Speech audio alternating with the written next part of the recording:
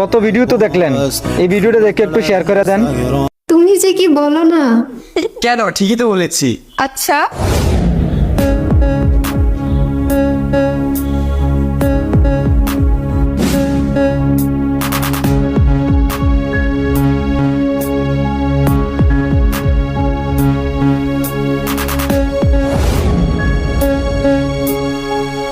এই যে ভাই, এই যে আমি একটা বিপদের মধ্যে আছি, বুঝলেন? আপনার একটু হেল্প দরকার। হেল্প লাগবে? আচ্ছা বলেন।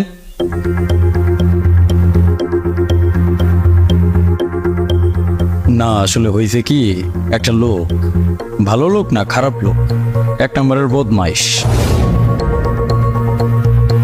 ওই বদমাইশ করে কি আমার বউরে জ্বালায়,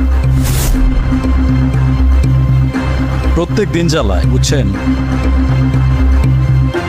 আমি একটা নিয়ত করছিলাম, রাস্তাঘাটে যে জায়গায় আমি বদমাইশটারে পাবো, ওরে পিটে ওর হাড্ডি জোরাদারি একদম ছাড়াই ফেলব। কিন্তু কি আর করার, সভ্য সমাজে বাস করি, বুঝছেন? মনে অনেক কিছু চাইলেও করতে পারি না। আচ্ছা, আপনারা তো অফিসে চাকরি করেন, শিক্ষিত মানুষ, আমার কষ্টটা বুঝবেন। বলেন তো, এরকম অবস্থায় আইনিভাবে আসলে করণীয় কি? আপনি থানায় যান, থানায় গিয়ে যোগাযোগ করেন, দেখেন ওনারা কি বলে, আপনার সমস্যার কথাটা ওইখানে খুলে বলেন। হ্যাঁ, আপনি অবশ্যই একটা সৎ পরামর্শ দিলেন। আমার থানায় যাওয়া উচিত, কিন্তু আমি তারপরেও থানায় কেন যাই না জানেন? আপনারা বললাম না, ওই লোকটা একটা বদমাইশ। তার চেয়েও একটা বড় সমস্যা আছে, আমার যে বউ, ওই লোকের চেয়েও বেশি খারাপ, বুঝছেন? আমি থানায় যেয়ে যদি কমপ্লেন করি, আমার বউ যায় ওই লোকের পক্ষে সাক্ষী দিবে, আমার পক্ষে কথা বলবে না। তারপরেও কি আমার থানায় যাওয়া উচিত? আপনার বউ আপনার পক্ষে সাক্ষী না দিয়ে ওই লোকের হয়ে সাক্ষী দিবে, তাহলে তো মহা মুশকিল। আপনার তো থানায় গিয়ে কোনো লাভ হবে না। সেটাই ভাই, আমার তো মহা মুশকিল। এই মুশকিল থেকে বের হওয়ার অনেক চেষ্টা করছি, বুঝছেন, কিন্তু পারি নাই। আচ্ছা ভাই, জানেন আমার বউরে না আমি মারছিও, গায়ে হাত তুলছি, বুঝছেন, একবার না অনেকবার, তারপরেও কোনো সমাধান হয় নাই। তাহলে আর আমি কি করতে পারি বলেন তো? গায়ে হাত তুলছেন, তাহলে তো অনেক বড় ঝামেলা বাধায় ফেলছে। ভাই, ঝামেলা যে বিশাল একটা লাগছে সেটা আমিও বুঝতে পারতেছি, বুঝলেন, কিন্তু কি করবো? মারলেও কথা শোনে না, না মারলেও কথা শোনে না।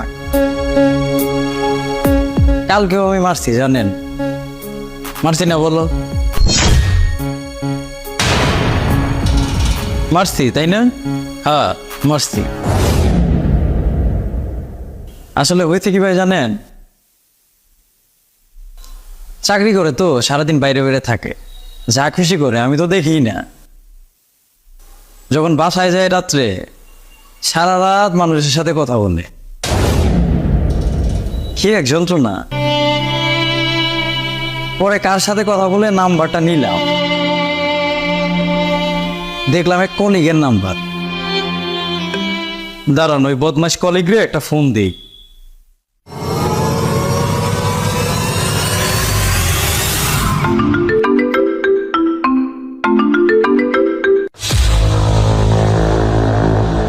কেটে দিলেন? ও, আপনার এই নাম্বার না?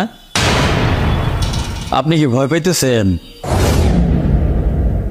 আপনার পিটাইয়া হাড্ডি গুড্ডি গুঁড়া করার জন্য আমি এই জায়গায় আসি নাই। না, মানে ইচ্ছা ছিল, কিন্তু যে জায়গায় বউ আমার পক্ষে না, সেখানে আপনার পিটাইয়া তো কোনো লাভ নাই।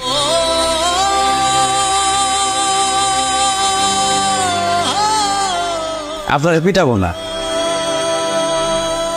লাথিও দিব না, উষ্টাও দিব না, কিছুই করবো না, এমনিই আসছি। আপনার সাথে কিছু বলতেই আসি নাই, আপনার সাথে তো আমার কোনো কথাই নেই।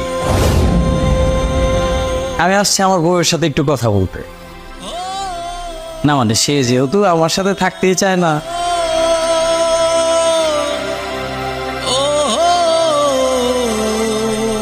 ওই আসার পথে একটু কোর্টে গেছিলাম বুঝছেন, ডিভোর্স পেপার নিয়ে আসছি, বউরে দেয়া যায়। আপনি আমার বউয়ের সাথে সারা রাত কথা বললেন, আজকের পর থেকে আর কেউ বিরক্ত করবে না।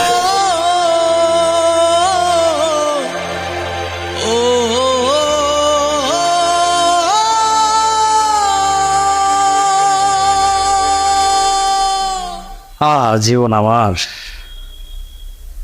কিছু কিছু সময় মানুষের না কিছুই করার থাকে না, আবার সহ্যও করতে পারে না। ওই সময় মানুষগুলা পৃথিবী থেকে ভ্যানিশ হয়ে যায়। তাতে অবশ্য কিছু কিছু মানুষের লাভই হয়, ক্ষতি হয় না কারো। এই সমস্ত লোক ভ্যানিশ হয়ে গেলে কার কি যায় আসে।